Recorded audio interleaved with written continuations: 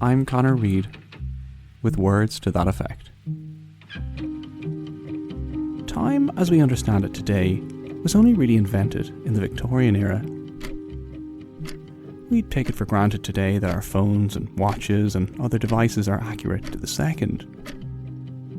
That time zones are clear and fixed. When it's 3 p.m. in Dublin, it's also 3 p.m. in London, and 4 p.m. in Paris or 10 a.m. in New York. We don't think twice about the fact that a train can be scheduled to leave at precisely 11:04, and when it arrives, passengers will be clear as to what time it is at their destination. We tend not to think at all about the fact that we might begin work at 9 a.m. sharp, and that if we arrive at 9:10, we're late. We are, for the most part, comfortable with the fact that the Earth is very, very old, that continents formed billions of years ago, that dinosaurs lived hundreds of millions of years ago, and humans far more recently. We know that time travel is a trope of science fiction, but not a scientific reality. We're aware that the sun is a star that's burning through a finite store of hydrogen and will, eventually, burn out and die. And so will the human race.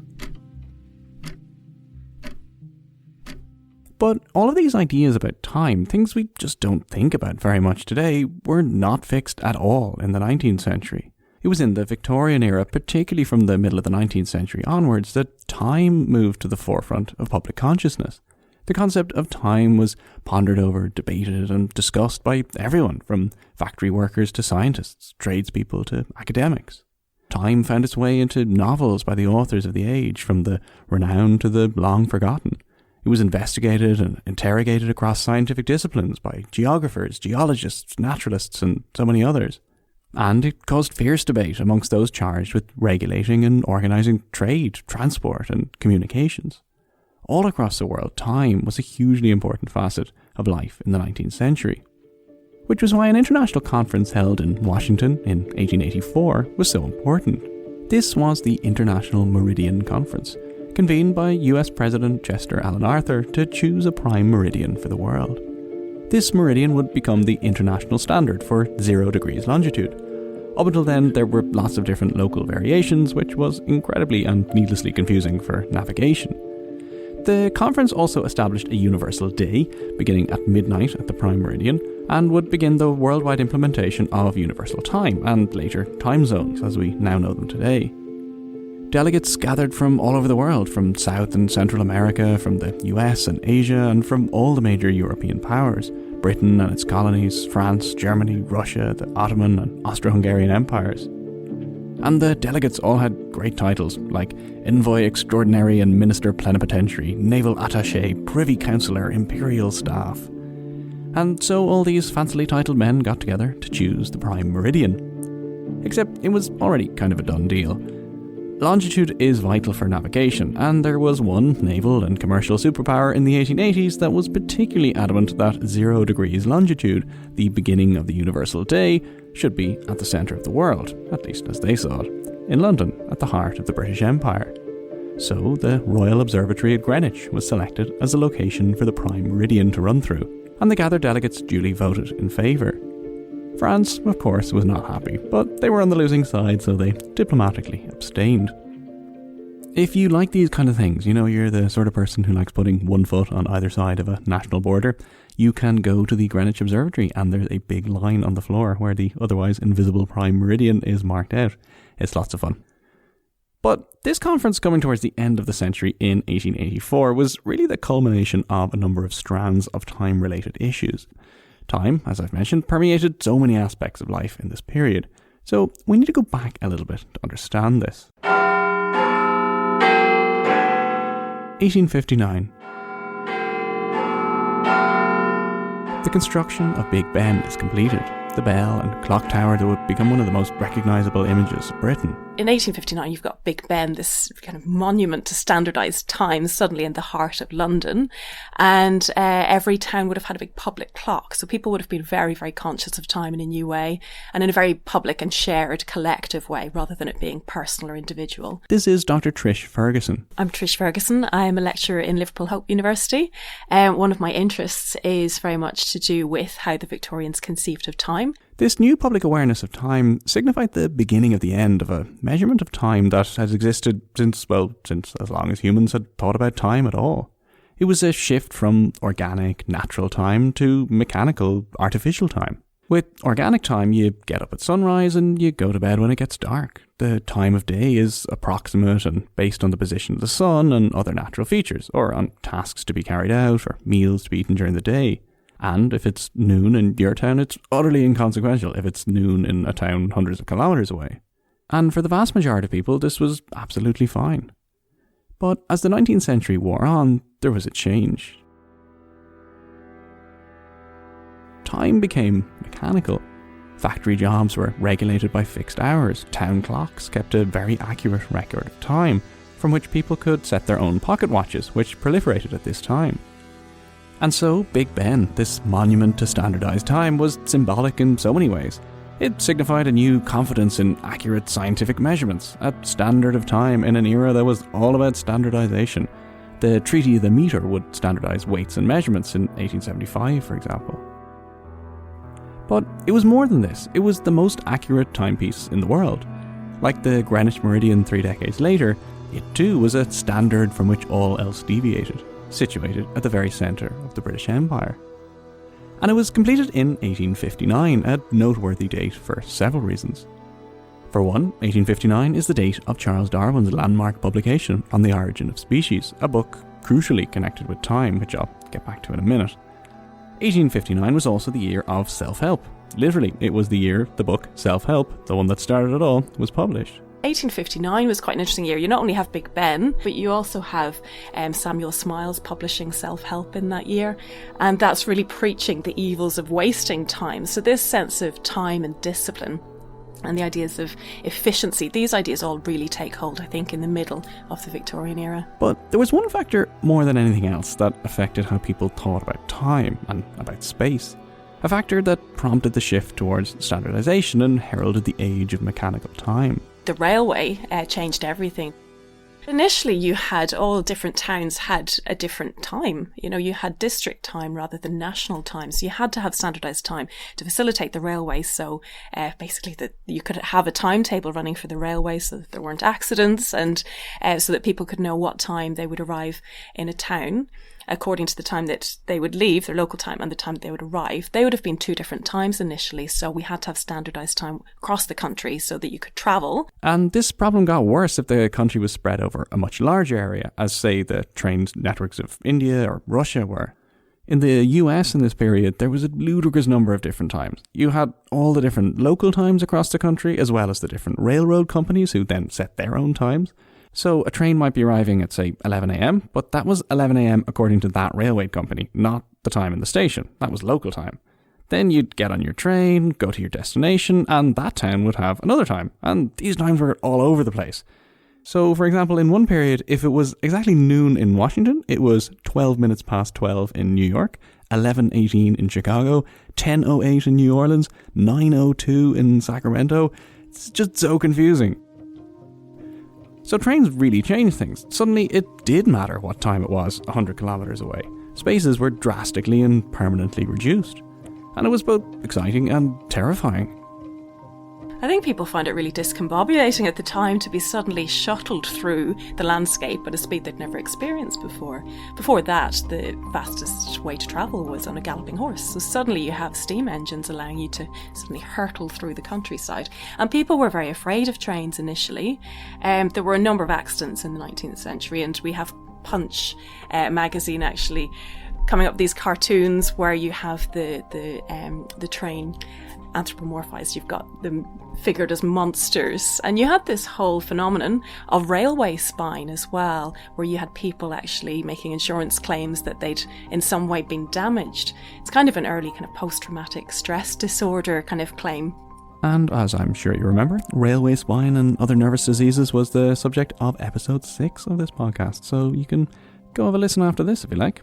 Charles Dickens was involved in a railway accident, and that's quite well known because that's when he was sort of busted with his affair with Ellen Ternan at the time, and he almost lost the manuscript of Our Mutual Friend. But there's also quite positive things to be said about the railway as well. It facilitated industry. You have newspapers as well being brought from one place to another very quickly. So you have quite immediate contact with faraway places. So you got, the world becoming smaller as well at this time. And people being able to take day trips and go on holidays. And it just changed the way people lived very radically. Railways, of course, also benefited military transport and colonialism. And there was, in this respect, a resistance to standardised time. Dublin time, for example, was 25 minutes behind London time, and there were many who felt strongly that the country should resist London's time just as it should resist London's rule. Just after the 1916 Rising in Ireland, London replaced Dublin Mean Time with Greenwich Mean Time. Countess Markievicz, one of the leading figures in the fight for Irish independence and the first woman ever elected to the British House of Commons, was appalled at the idea. She wrote in a letter that Irish public feeling is outraged by the forcing of English time on us. But if local times, railway times, factory times and so on were a matter of practical, everyday concern, there were other profound shifts in thinking about time that were happening in this period as well. When Darwin proposed his theory of evolution in 1859, it was built on a foundation of time, vast geological timeframes that are far beyond human comprehension. In order for natural selection to function, Darwin proposed, it had to work over hundreds of millions of years. The Earth, as the geologists of this period were beginning to argue, was much, much older than previously thought. It had to be to account for the Earth's geographical features and, in Darwin's belief, to accommodate natural selection. This was a radical change in how people thought about the Earth and its inhabitants, including humanity. This was the most radical thing. I think it's the biggest intellectual challenge that a group of people could face, is this idea that we don't necessarily have the story of where we came from the Bible anymore, that could potentially be undermined by what we find from the theory of evolution and from geological findings that supported that. This idea of deep time that came in the Victorian era, that we came about over a vast scale of time rather than within 7 days, which is quite a comforting thought. So the repercussions were absolutely huge. People had always felt that they were the pinnacle of creation, created the seventh day by the hand of God. Suddenly we have this idea that perhaps we are just highly evolved monkeys, and we had to take that on board. And that had huge repercussions. It raised questions about whether or not we have a soul, what happens after we die. And this was connected to religious and spiritual time, to immortality and eternity. This led to spiritualism and to people thinking about the possibility of human personality almost being like a form of energy that could transform into another kind of form and go into the ether. So you get these infamous table rapping seances of the Victorian era. And a lot of writers were really drawn to these seances, like the Brownings and Christina Rossetti, thinking about, do we have a posthumous existence? And this leads to ideas about kind of secular ideas about eternity. And spiritualism, of course, was the subject of episode 2. There are so many connections in this week's episode. Not everybody believed in this. Obviously, this was a small group of people. A lot of this was undermined by, the fact that a lot of these people were imposters and, just other people had different views. I mean, famously, Alfred Tennyson, he wrote In Memoriam, very Christian poem, and he said he was convinced that God and the ghosts of men would choose something other than mere table legs through which to speak to the heart of man. So you have a very Christian understanding of time that persists, even with all of these questions about time that were raised by Darwin.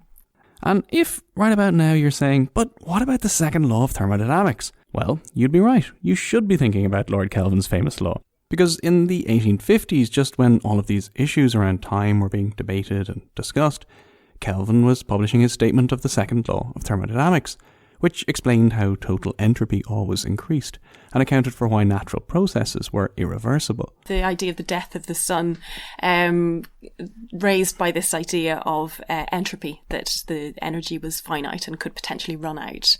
People feared the death of the sun. So you get a lot of apocalyptic literature at the end of the 19th century, particularly this time of great anxiety when people are starting to think, what happens next? So yeah, certainly on a personal level, people think about life after death, but on a broader scale, certainly you see people starting to think about the end of time. You have H.G. Wells, for example, in The Time Machine, imagining what happens in the future. And of course, the future is that sense of kind of going backwards, of devolving, of having a barren landscape with kind of crabs crawling around and no human existence apart from the time traveller himself.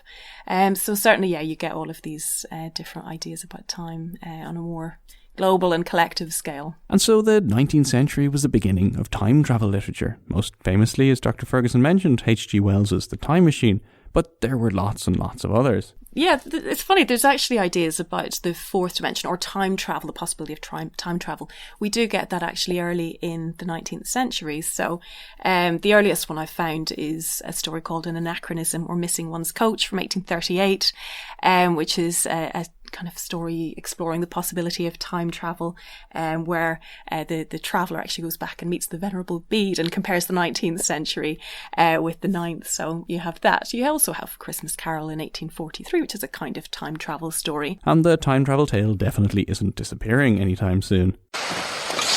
Doc! Marty! You made it! Yeah! Oh, no! Girls, do you know John Connor? Time travel has not yet been invented, but 30 years from now, it will have been. In 1829, William Heath created a series of prints called The March of Intellect, and I'll put an image of it on the website. One of them from 1829 is really interesting. It actually looks at, it explores the idea of machines that can travel, and it's quite a chaotic painting. It's very, very full, but there's something very exciting about it. It's very dynamic and it brings people in close contact. There's a tunnel depicted in it that would link up people with Bengal. It says direct to Bengal.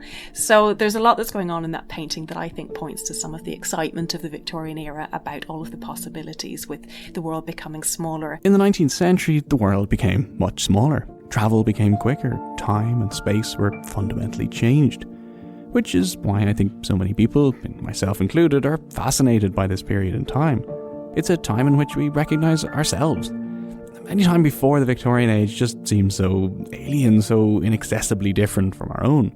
But from the mid-19th century onwards, it's completely fascinatingly possible to draw a direct line to our own world. The time when we became fascinated by technology and progress, timetables and productivity. When science, trade and transport first became what they are today. A time so recognisable because of a profoundly new approach to time itself.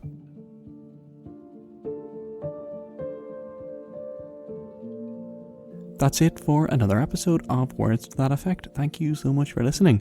If you've been enjoying the show, please get in touch. The show's on Facebook and Instagram, and I'm on Twitter as well at CEDReid, C-E-D-R-E-I-D. Or head over to the Words to That Effect website, which is wttepodcast.com, wttepodcast.com.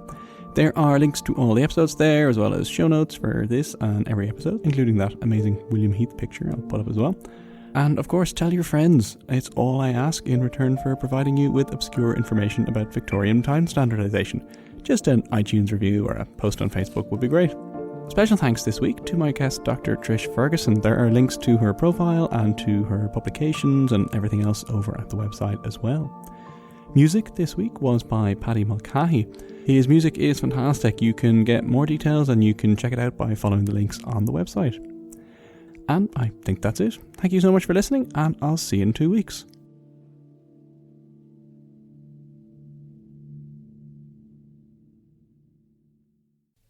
This podcast is part of the Headstuff Podcast Network.